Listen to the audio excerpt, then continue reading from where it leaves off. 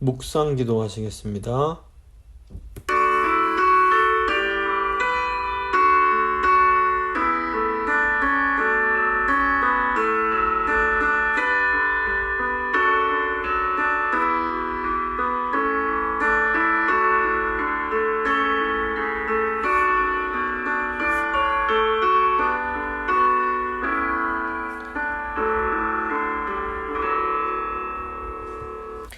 사도신경 고백합니다. 나는 전능하신 아버지 하나님, 천지의 창조주를 믿습니다. 나는 그의 유일하신 아들 우리 주 예수 그리스도를 믿습니다. 그는 성령으로 잉태되어 동정녀 마리아에게서 나시고 본디오 빌라도에게 고난을 받아 십자가에 못 박혀 죽으시고 장사된 지 사흘 만에 죽은 자 가운데서 다시 살아나셨으며 하늘에 오르시어 전능하신 아버지 하나님 우편에 앉아 계시다가 거기로부터 살아있는 자와 죽은 자를 심판하러 오십니다. 나는 성령을 믿으며 거룩한 공교회와 성도의 교제와 죄를 용서받는 것과 몸의 부활과 영생을 믿습니다. 아멘.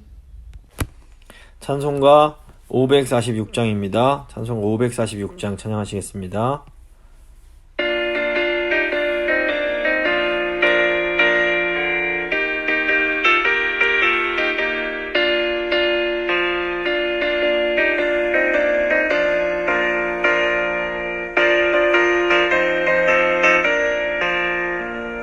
주님 약속하신 말씀 위에서 영원토록 주를 찬송하리라. 소리 높여 주께 영광 돌리며 약속 믿고 굳게 서리라. 굳게 서리 영원하신 말씀 위에 굳게 서리 굳게 서리 그 말씀 위에 굳게 서리라. 주님 약속하신 말씀 위에서 세상 염려 내게 엄습할 때에 용감하게 힘써 싸워 이기며 약속 믿고 굳게 서리라. 굳게 서리 영원하신 말씀 위에 굳게 서리 굳게 서리 그 말씀 위에 굳게 서리라. 주님 약속하신 말씀 위에서 영원하신 주의 사랑이 믿고 성령으로 힘써 싸워 이기며 약속 믿고 굳게 서리라. 굳게 서리 영원하신 말씀 위에 굳게 서리 굳게 서리 그 말씀 위에 굳게 서리라.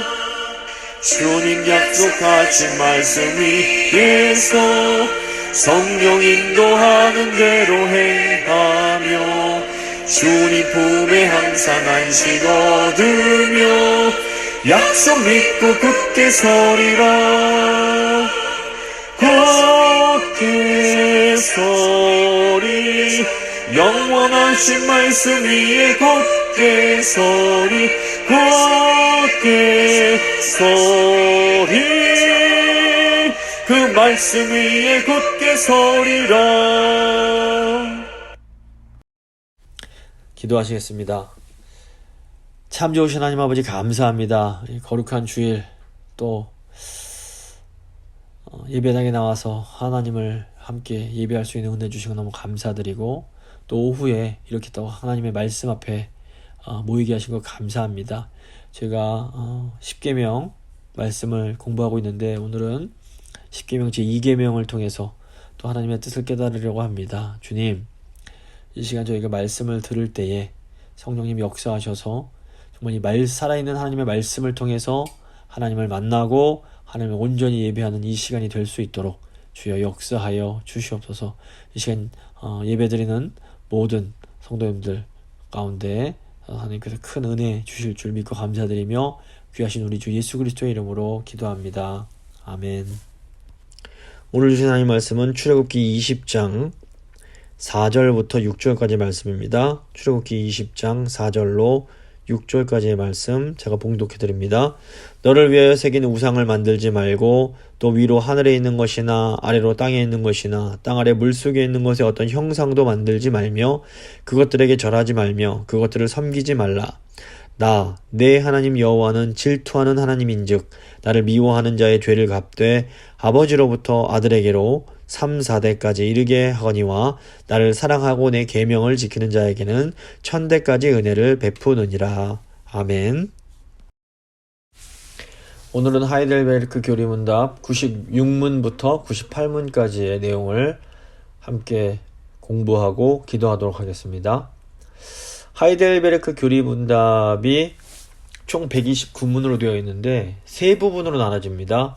첫 번째 부분은 인간의 비참함에 대한 것입니다. 인간이 얼마나 죄로 인해 비참해졌는지를 1부에서 다룹니다. 그리고 두 번째 부분은 이런 비참한 인간이 어떻게 구원을 받을 수 있는가, 이것에 대한 내용입니다. 그래서 비참한 인간이 구원을 받으려면 중보자가 반드시 계셔야 되시는데 이분이 예수 그리스도이시고 이 중보자에게 이제 접붙임되어서 구원을 받게 되는데 그러기 위해선 참된 믿음이 필요하다라는 것을 이제 2부에서 가르칩니다. 참된 믿음이 두 부분으로 구성이 되는데 하나는 바른 지식이 있어야 되고 또 다른 하나는 이제 굳은 확신이 있어야 된다, 이것을 말하는데, 바른 지식은 우리가 사도신경의 내용을 잘 이해함으로써 얻을 수가 있고 이 굳은 확신은 성례와 말씀과 권징을 통해서 얻을 수가 있다, 이렇게 2부에서 가르치고 있습니다. 이제 3부는 구원받은 사람인 그리스도인들이 어떻게 하나님께 감사해야 될까를 가르치는 내용입니다. 그리스도인의 삶에 대한 내용이라고 볼 수 있습니다. 그래서 하이델베르크 교리문답은 10계명과 주기도문을 통해서 그리스도인의 감사가 어떠해야 할지를 이제 가르치는데, 저희가 이제 지난주에 10계명 1계명의 내용을 살펴봤고 오늘 96문부터 98문은 10계명 2계명의 내용입니다. 96문을 보시면 하나님은 이 계명에서 무엇을 요구하십니까? 답입니다. 하나님을 형상으로 절대 나타내지 않을 것과 하나님의 말씀으로 명하신 것과 다르게 그분을 경배하지 않기를 요구하십니다. 10계명 1계명은 하나님 외에 다른 신을 섬기지 말라라는 것이었습니다. 10계명 2계명은 하나님을 섬길 때 어떤 형상으로 우상을 만들어서 섬기지 말라라는 것입니다. 사람들이 이 1계명과 2계명이 무슨 차이겠어, 이렇게 생각하기가 쉽습니다. 실제로 로마 카톨릭 교회의 경우에는 이 1계명과 2계명을 묶어서 그냥 1계명으로 간주를 합니다. 근데 이제 10계명이 되려다 보니까 하나가 부족해서 맨 마지막인 내 이웃의 집을 탐내지 말라라는 10번째 계명을 2개로 나눠서 내 남의 아내를 탐내지 말라, 남의 재물을 탐내지 말라, 이걸 이제 9계명과 10계명으로 이렇게 만듭니다. 이렇게 될 수 있는 것이 뭐냐면 1계명과 2계명이 차이를 잘 이렇게 이해하지 못하기 때문입니다. 1계명의 핵심은 우리가 예배하는 예배의 대상이 누구인가 하는 것입니다. 우리를 창조하시고 구원하신 유일하시고 참되신 성부, 성자, 성령, 이 삼위 하나님만이 우리의 유일한 예배의 대상이신가, 아니면 그 외에 다른 것도 우리의 예배의 대상이 될 수 있는가, 이거에 대한 내용입니다. 그래서 우리의 모든 복이 그 삼위 하나님으로부터만 오는가 아니면 다른 곳에서 올 수 있는가, 이걸 따지는 게 1계명입니다. 그래서 섬기는 신이 많을수록 좋은 건가, 아니면 오직 예수 그리스도만이 우리의 구원의 길이 되시는가, 이런 도대체 우리가 누구를 예배해야 되는가, 이게 가장 중요한 1계명의 이제 질문사항이고 핵심사항입니다. 이 질문에 대해서 참된 기독교는 삼위 하나님만이 우리의 유일한 예배와 섬김의 대상이 되신다라고 이제 답을 하고 있는 겁니다. 삼위 하나님 외에는 다른 거 섬기면 안 된다, 이걸 얘기하는 게 1계명입니다. 반면 2계명은 우리가 삼위 하나님만을 이제 섬겨야 하는데 어떻게 지키고 이제 어떻게 섬기고 어떻게 예배할 것인가 하는 예배 방식이 이제 핵심적인 사항입니다. 그래서 10계명 2계명은 유일하고 참되신 성부, 성자, 성령 하나님께 우리가 어떻게 예배드려야 하는가, 이것을 이제 문제 삼고 있는 겁니다. 물론 우리가 예배 대상과 예배 방식이 완전히 분리될 수는 없습니다. 예배 드리기 전에 당연히 우리가 예배 드리는 대상이 누구신지를 분명히 알아야 되고, 그 다음에 그분께 어떻게 예배 드릴지를 이제 생각을 해야 되는 겁니다. 구약 시대를 보면 예배의 대상에 관해서 여호와 하나님을 믿는 참된 종교는 이 우상을 섬기는 이방 종교들과 분명한 차이가 있었습니다. 구약 시대에 이제 그 이방 종교들은 다신교를 숭배했습니다. 하지만 이스라엘은 오직 유일하신 하나님이신 여호와 하나님 한 분만을 이제 섬겼습니다. 그리고 이렇게 예배 방식에서도 이 참된 종교와 이방 종교가 차이가 분명하게 났습니다. 당시 모든 다른 종교들은 눈에 보이는 어떤 형상을 만들어서 그 형상을 통해서 신을 숭배했습니다. 하지만 참된 종교라고 우리가 부를 수 있는 이제 그 이스라엘이 섬기는 이스라엘의 종교는 어떠한 형상도 사용하지 않고 하나님을 경배했습니다.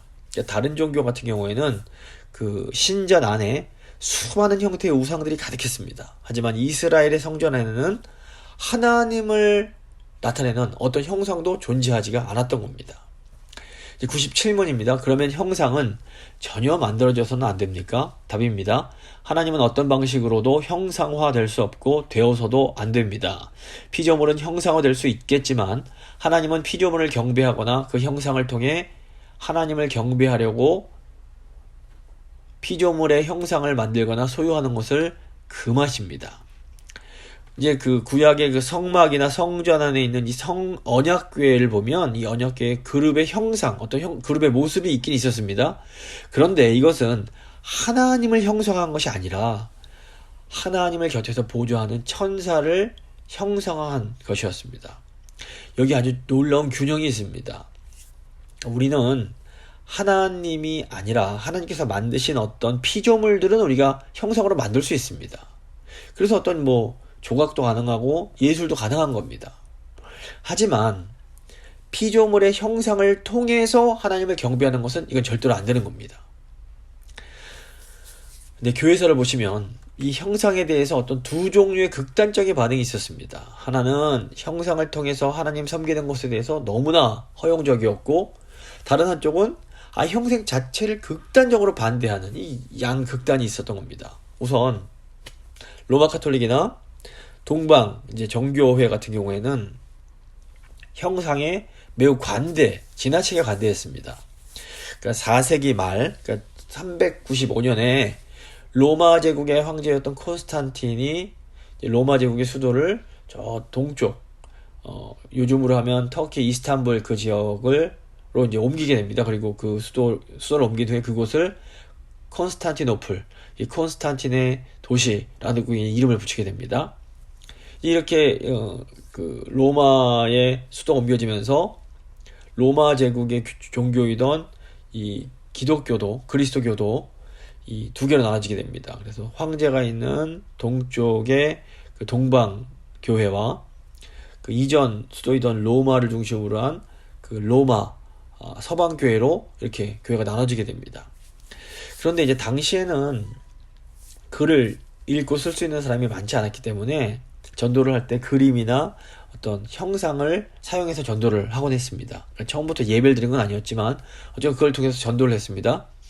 그러다가 이제 서방교회에서는 특별히 이제 그 야만인이라고 불리는 게르만 민족을 전도하기 위해서 그림이나 성상을 더 적극적으로 이제 사용을 하게 됩니다. 이게 형상의 사용인데 점점 우상 숭배적으로 변해가는 걸 보면서 이 콘스탄티노플에 있던 이제 로마 황제가 여기 성상의 사용을 이제 엄격하게 금하는 일이 생기게 됩니다. 이때 그 게르만 민족을 이제 전도하고 이제 여기 이제 성상을 많이 사용하던 이 오늘날의 이 로마 카톨릭 서방 교회는 이 로마 황제의 명령에 반발하면서 성상을 사용해야 된다라고 주장을 했고, 또 이때부터 동방 교회에서도 약 100년 넘게, 그러니까 주후 8세기에서 9세기 725년부터 843년까지 한 100년이 넘는 기간 동안 형상을 사용해도 된다 안 된다를 두고 막 큰 싸움이 벌어졌습니다. 근데 결국에는 이 성상을 사용하자라는 편이 이제 그 승리를 했고, 그 결과 서방교회뿐 아니라 동방교회에도 많은 이제 교회 안에 그림이나 성상들이 남아 있는 것을 볼 수 있습니다. 그래서 종교개혁은 이런 잘못된 교회의 전통을 거부하고 교회에서 모든 성상을 제거함으로 하나님께 드리는 예배를 더 순결하게 만들었다라고 볼 수 있습니다. 반면에 이 종교개혁의 분파 중에 이제 좀 급진 종교개혁자들이 있었는데, 이 사람들 중에서는 아주 극단적으로 형상을 거부하는 사람들이 있었습니다. 어느 정도 심한가 하면 모든 어떤 형상 자체를 이제 거부하는 그런 사람들이 있었습니다. 지금까지 존재하는 분파 중에 아미쉬라는 기독교 공동체가 있습니다. 아마 들어보셨을 텐데, 이 아미쉬는 현대 문명에서 분리돼서 이제 가족 공동체를 이루면서 살아가는 아주 보수적인 그런 기독교 공동체로서 현재 지금 미국 펜실베니아나 뭐 캐나다 온타리오주에 많이 살고 있다고 합니다. 근데 이분들은 하나님의 형상인 사람을 이미지로 만든다라는 이유로 사진 찍는 것조차 거부할 정도로 아주 이 형상에 대해서 지극히 반대를 합니다. 근데 이제 개혁교회와 장로교회는 이렇게 지나친 양극단을 거부합니다. 그래서 하나님께서 만드신 피조물들 같은 경우에는 형상으로 얼마든지 표현할 수 있다라고 봅니다. 그래서 뭐 장로교회는 뭐 미술이나 예술을 결코 거부하지 않습니다. 하지만 형상을 경배하거나 하나님께 예배할 때 어떤 식으로든지 간에 이 형상을 사용하는 것에 대해서는 우리 이제 장로교회가 철저하게 반대를 합니다. 이 창조 세계를 보면 하나님께서 만드신 창조 세계에는 하나님의 영광과 그 보이지 않는 신성이 나타난다, 이렇게 이제 로마서에서 가르치고 있습니다. 근데 문제는 뭐냐면, 사람들이, 그 타락한 인간들이 그 어떤 이런 피조 세계의 어떤 것을 보면서 그걸 금수의 천한 형상으로 왜곡시켜 버리는 겁니다. 그래서 피조물의 어떤 것도 하나님의 영광과 어미하심을 다 표현할 수는 없습니다. 그래서 어떤 사람들은 하나님을 보여주면, 또는 하나님의 능력을 보여주면 내가 하나님을 믿겠다, 뭐 이런 얘기를 합니다. 하지만 하나님은 영이시기 때문에 우리가 눈으로 볼 수 없습니다. 또 하나님께서 자신을 보여주신다 해도 죄인인 인간이 거룩하신 하나님을 보는 순간 그 자리에서 죽을 수밖에 없습니다. 그래서 교회에서도 처음부터 이렇게 형상으로 하나님을 섬긴 것은 아니었습니다. 처음에는 전도처럼 좋은 의도로 사용을 했는데, 시간이 지나면서 점점 변질이 되고 하나의 어떤 교회의 규범, 교회의 전통으로 자리를 잡게 된 겁니다. 나아가 인간의 타락한 본성은 무언가 이렇게 보는 것을 좋아합니다. 그래서 교회에서 이렇게 형상으로 하나님을 예배하려는 이런 우상 숭배가 이제 자꾸 이렇게 생긴 이유가 뭘까요? 그것은 하나님을 향한 예배를, 보이지 않으시는 하나님을 향한 예배를 자신의 유익을 위한 수단으로 바꾸었기 때문입니다. 그래서 이 계명을 보시면 너를 위하여 형상을 새겨서 우상 섬기지 말라, 이렇게 말씀합니다.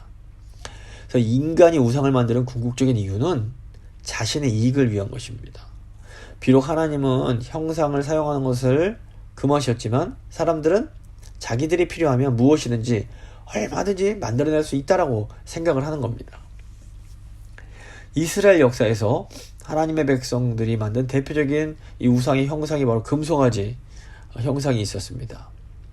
홍해를 건넌 후 얼마 지나지 않아서 모세가 율법을 받기 위해서 시내산으로 올라갔을 때 이스라엘 백성들이 그 기간을 참지 못하고 모세 형인 아론을 막 협박해서 우리를 인도할 신을 우리를 위해서 만들어내라, 이렇게 요구를 합니다. 결국 이 아론이 이들의 요구에 굴복해서 이스라엘 백성들을 위한 금송아지를 만들고, 이스라엘아, 이는 너희를 애굽 땅에서 인도하여 낸 너희의 신이로다, 라고 이렇게 말을 해버립니다. 그러니까 보시면 출애굽한 이스라엘 백성들이 뭐 내가 단 뭐 바알 섬기겠다, 뭐 아스도 신을 섬기겠다, 이렇게 말한 것이 아닙니다. 출애굽한 이스라엘 백성들이 자기들을 애굽에서 인도해낸 여호와 하나님을 형상으로 만들어내라고 그랬던 겁니다. 그래서 이들에게 예배 대상은 자신들을 구원해 주신 여호와 하나님이었습니다. 근데 문제는 무엇인가 하면 이들이 그 여호와 하나님을 예배하는 방식이 완전히 잘못된 거였습니다. 이 사람들은 자기들이 원하는 방식으로 여호와 하나님을 예배하려고 했던 겁니다. 이렇게 하나님을 위한 우리가 아니라 우리를 위한, 나의 이익을 위한 하나님을 이렇게 요구하면 그것이 우상이 되는 겁니다. 타락한 인간은 철저하게 자기중심적인 그런 특징이 있습니다. 이런 자기중심성은 이렇게 뭐 이스라엘이 구원을 받았다고 해서 크게 달라지지 않았습니다. 그래서 인간은 이렇게 구원하시는 하나님을 알고 나서도 자기가 이해한 대로, 자기에게 좋은 대로 하나님을 섬기려고 하는 그런 경향이 너무 강한 겁니다. 근데 이렇게 이것을 인간이 원하는 대로 하나님을 섬기게 되면 하나님은 철저하게 자기를 위한, 나를 위한 하나님이 되어버리는 겁니다. 그래서 이게 굉장히 위험한데, 이제 이스라엘의 이 금송아지 숭배가 계속해서 이스라엘 역사 속에 다시 나타납니다.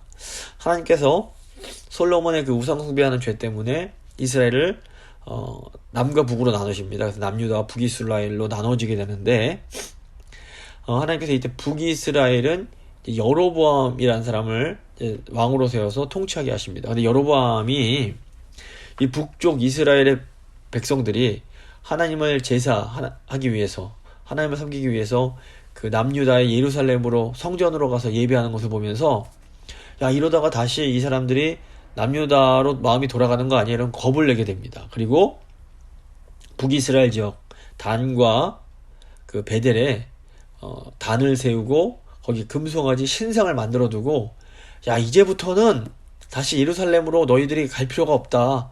봐라, 이것들이 너희를 애굽 땅에서 인도해낸 너희의 하나님이시다. 이렇게 말을 해버리는 겁니다. 보시면 출애굽한 이후에 아론이 우상을 세우고, 이스라엘이 남과 북으로 나뉜 이후에 북이스라엘의 여로보암이 또 이 금송아지를 만든 이유가 뭡니까? 자기를 위한, 자기의 유익을 추구하는 것이었습니다. 그래서 그들은 하나님을 신뢰하지 않았고 자기 방식대로 하나님을 섬기려고 했던 겁니다. 그래서 보면 이 사람들이 뭐 이스라엘 백성들에게 이제 지금부터 하나님 믿지 말고 다른 신 섬겨라 이렇게 말하지 않았습니다. 이들은 하나님을 믿되 자기 방식대로, 자기에게 유익이 되는 방식으로 믿게 만들었던 겁니다. 심지어 이 사람들은 하나님이 정하신 절기까지 바꿔버렸습니다. 아론 같은 경우에는 금송아지를 세운 다음 날을 여호와의 절기로 선포를 했고, 여로보암은 8월 15일을 또 북이스라엘만의 절기로 이제 만들게 됩니다. 오늘하고 좀 예를 들어보면 어떤 아버지가 계신데 생선을 너무 싫어하십니다. 근데 자녀들이 아버지 생일에 최고급 생선을 장만해서 생일상을 아주 성대하게 차립니다. 그럼 아버지가 이 자녀들을 기쁘게 받기가 어렵습니다. 그래서 우리가 누구한테 선물을 줄 때 가장 신경 써야 될 부분이 선물 받는 사람이 이 선물을 기뻐할까 하는 것이 되어야 됩니다. 만약에 자녀들이 아버지가 생선 싫어하시는 것을 모르고 그렇게 했다면 이 자녀들이 아버지께 너무 무심한 것이고, 또 아버지가 생선 싫어하시는 것을 알면서도 그랬다면 이건 대놓고 아버지한테 반항을 하는 겁니다. 심지어 자녀들이 이제 아버지 자기들 편하겠다고 아버지 생일이 다른 날인데 이날로 바꿔버린다면 이거는 말이 안 되는 겁니다. 이런 마찬가지로 자기들을 위해서 자기들의 방식대로 하나님을 섬기고 자기들의 마음대로 하나님의 절기를 바꾸는 것을 하나님께서 기뻐하실 수가 없는 겁니다. 여기에서 우리가 이제 예배하는 하나님이 어떤 하나님이신지를 좀 잘 기억할 필요가 있습니다. 이 계명을 보시면 하나님은 자신을 질투하는 하나님이시다라고 소개를 합니다. 질투하는 하나님은 사실상 사랑의 하나님의 다른 표현입니다. 하나님은 자기 백성과 맺은 언약을 지키기 위해서 정말 열심을 다하십니다. 그리고 우리를 진실로 사랑하셔서 우리도 하나님과 맺은 언약을 지키기를 원하십니다. 그런데 이제 하나님께서 그 하나님의 사랑을 받는 사람들이 하나님을 미워하거나 배신하면 하나님께서 그 죄를 보복을 하십니다. 그래서 나 여호와 너의 하나님은 질투하는 하나님인즉 나를 미워하는 자의 죄를 갚되 아비로부터 아들에게로 3, 4대까지 이르게 하느니라. 이게 하나님의 질투인데 이게 어떻게 보면 다시 말해서 하나님의 사랑입니다. 이게 이 하나님의 사랑을 다른 쪽으로 어떻게 볼 수 있냐면, 하나님은 반면에 자기를 사랑하는 자들에게는 1000대까지 은혜를 베풀어 주신다. 이렇게 이제 말씀을 하고 있습니다. 그래서 우리가 보이지 않는 하나님을 미워하는 방법이 무엇입니까? 하나님이 말씀하신 방법이 아니라 다른 방식으로 예배를 드리는 것, 이게 이제 하나님을 미워하는 겁니다. 내 마음은 뭐 하나님을 섬기는 것이다 라고 아무리 우겨대도 하나님이 싫어하시는 행동을 이렇게 하면 그것은 하나님께서 자신을 미워하는 것으로 받아들이실 수밖에 없는 겁니다. 따라서 하나님을 예배할 때에는 마음이 물론 중요하지만 그 하나님을 예배하는 방식도 중요하다는 것을 잊어서는 안 됩니다. 많은 사람들이 예배에 있어서 어떤 외적인 방식보다는 마음의 태도가 중요하다라고 말을 합니다. 이거 맞습니다. 하지만 하나님께서 말씀하신 하나님께서 명하신 방식을 잘 알고 그 방식대로 예배 드리는 것이 또 굉장히 중요합니다. 그렇지 않을 때 질투하시는 하나님은 우리 죄를 우리의 자녀들에게까지 갚으신다는 사실을 기억해야 됩니다. 그러니까 뭐 요즘 보면 교회에서 뭐 그냥 극성스럽게 자기들이 원하는 방식대로 막 하나님을 이제 예배하면서 막 자기들이 좋아하는데 저희가 좀 굉장히 조심할 필요가 있는 부분이라고 할 수 있습니다. 그래서 하나님이 무엇을 원하실까? 하나님이 기뻐하시는 방법이 무엇인가를 잘 생각하고 우리에게는 좀 힘들고 불편할지 몰라도 하나님이 기뻐하시는 방식대로 하나님을 예배하는 것이 아주 중요합니다. 98번입니다. 일반 성도들에게 책이 허용되는 것처럼 형상들이 교회에서 허용될 수 없습니까? 당시 이제 로마 카톨릭 같은 경우에는 신자들이 성경을 읽는 것을 금했습니다. 이게 왜 그런가 하면 당시 로마 카톨릭교에는 라틴어로 성경이 되어 있었는데 이거는 이제 평신도들은 성경을 읽고자 해도 읽을 수가 없었던 겁니다. 그래서 종교개혁자들이 처음 했던 일이 이제 성경을 모국어로, 뭐 프랑스면 프랑스, 독일이면 독일 이런 식으로 영어면 영어 이렇게 자국어로 이제 바꿨던 것입니다. 그래서 이제 당시 교회는 글을 읽지 못하는 이런 신자들에게 어떤 굉장히 생생하고 화려한 그림, 조각, 건축, 양식 같은 이런 예술을 활용해서 신자들을 이제 교육하곤 이제 했습니다. 그래서 글을 읽지 못하는 신자들에게는 이런 형상들이 어떤 책과 다름이 없었습니다. 그래서 이제 이런 상황 속에서 이 교일이 문답이 이런 형상들이 일반 성도들에게 책처럼 혹시 사용될 수는 없는지를 묻고 있는 겁니다. 이거는 당시에 사람들이 가질 수밖에 없는 질문이었습니다. 근데 여기 답을 뭐라고 합니까? 답입니다. 안 됩니다. 우리가 하나님보다 더 현명한 척 할 수는 없습니다. 하나님은 당신의 백성들을 가르치시는데 말 못하는 형상이 아니라 당신의 살아있는 말씀의 선포로 하시고자 합니다. 교리문답은 우리가 하나님보다 더 지혜로운 척해서는 안 된다. 하나님께서는 그 백성들이 말 못하는 우상을 통해서가 아니라 그의 말씀에 대한 살아있는 설교를 통해서 가르침 받기를 원하신다. 이렇게 분명하게 가르칩니다. 이제 이 대답의 핵심은 어떤 형상이 예배의 대상이 돼서는 안 되며 그것이 신자의 신앙에 도움이 안 된다는 겁니다. 그래서 교리문답은 신자들에게 가장 효과적인 교육 방법은 눈에는 보이지만 죽어있는 형상이 아니라 눈에 보이지는 않지만 살아있는 설교라는 것을 분명하게 가르칩니다. 바로 이런 점에서 오늘날 신앙교육에 대해서 좀 다시 생각해 볼 필요가 있습니다. 요즘 보면 사람들을 신앙적으로 교육할 때 자꾸 어떤 영상이나 무언가를 이렇게 보여주고 싶어 하는 경우가 많습니다. 물론 저도 뭐 성경 공부할 때 지도도 이용하고 어떤 그림들을 이제 보여드립니다. 이제 이게 보여드리는 이렇게 보는 눈에 보이는 것이 우리의 이해를 도울 수는 있습니다. 하지만 중요한 것은 이것이 우리 신앙에 반드시 도움이 되는 것은 아닐 수 있다는 겁니다. 왜냐하면 신앙이란 근본적으로 보이는 것이 아니기 때문입니다. 그래서 이 계명은 설교의 중요성을 다시 한번 주목하게 만듭니다. 하나님의 형상은 사람이 만들 수 있는 것이 아닙니다. 하나님의 형상은 위로부터 주어져야 됩니다. 그래서 하늘에서 내려오신 하나님의 아들 예수 그리스도만이 유일하신 참 하나님의 형상이십니다. 요한복음 1장 14절에서 말씀이 육신되어 우리 가운데 거하신 우리 그리스도 이분이 그 은혜와 진리가 충만한 하나님의 형상이심을 우리가 알 수 있습니다. 그런데 이제 이 하나님의 형상이신 예수님은 이제 하늘로 가셔서 더 이상 우리 눈으로 볼 수 없습니다. 하지만 우리는 오늘날에는 예배 시간마다 선포되는 이 살아있는 설교를 통해서 하나님과 교제할 수 있습니다. 따라서 설교자는 예배 시간에 유일하신 하나님의 형상이신 예수 그리스도를 전파해야 하며, 성도들은 그 말씀 속에서 구원의 확신을 얻을 수 있어야 됩니다.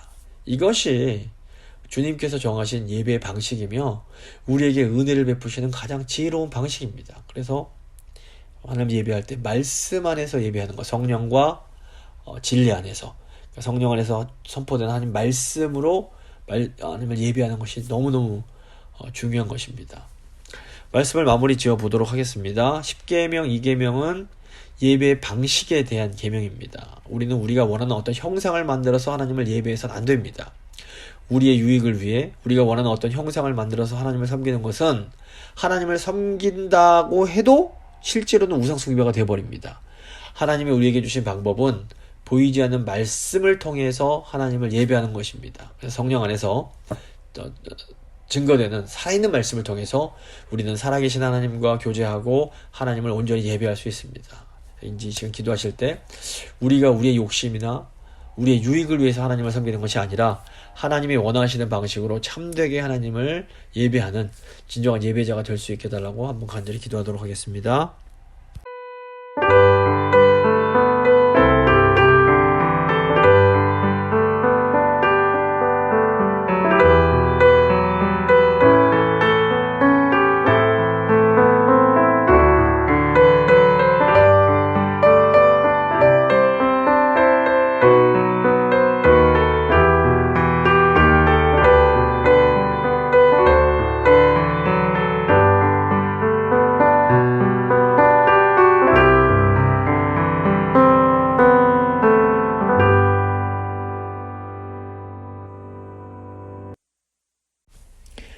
살아계신 하나님 감사합니다.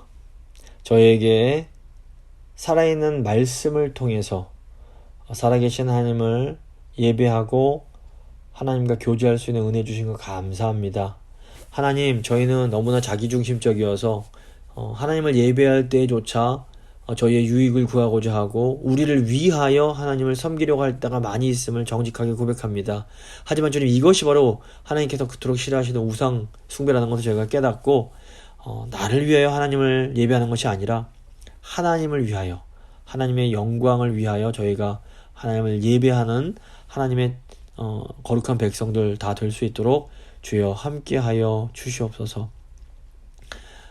이 시간 저희가 정말 하나님만을 경외하고 하나님을 정말로 사랑하면서 하나님을 예배하는 그런 저희 성도님들 다 되실 수 있도록 주의 성령님 역사하여 주시옵소서. 감사드리며 귀하신 우리 주 예수 그리스도의 이름으로 기도합니다. 아멘. 찬송가 322장입니다. 찬송가 322장 찬양하시겠습니다.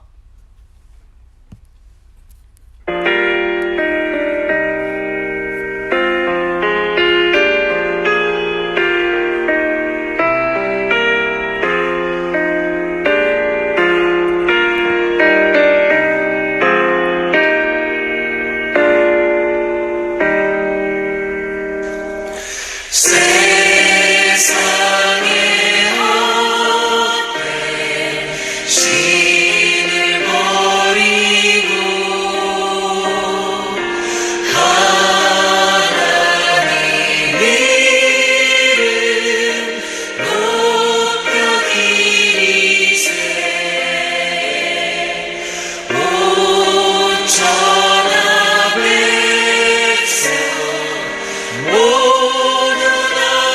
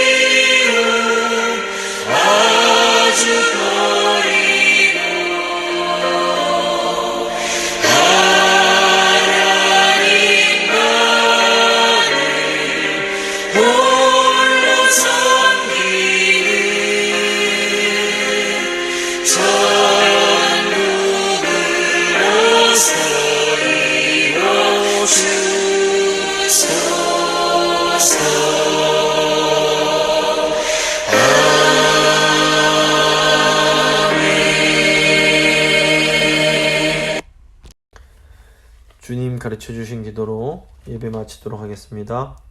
하늘에 계신 우리 아버지, 아버지의 이름을 거룩하게 하시며 아버지의 나라가 오게 하시며 아버지의 뜻이 하늘에서와 같이 땅에서도 이루어지게 하소서. 오늘 우리에게 일용할 양식을 주시고 우리가 우리에게 잘못한 사람을 용서해 준 것 같이 우리 죄를 용서해 주시고 우리를 시험에 빠지지 않게 하시고 악에서 구하소서. 나라와 권능과 영광이 영원히 아버지의 것입니다. 아멘.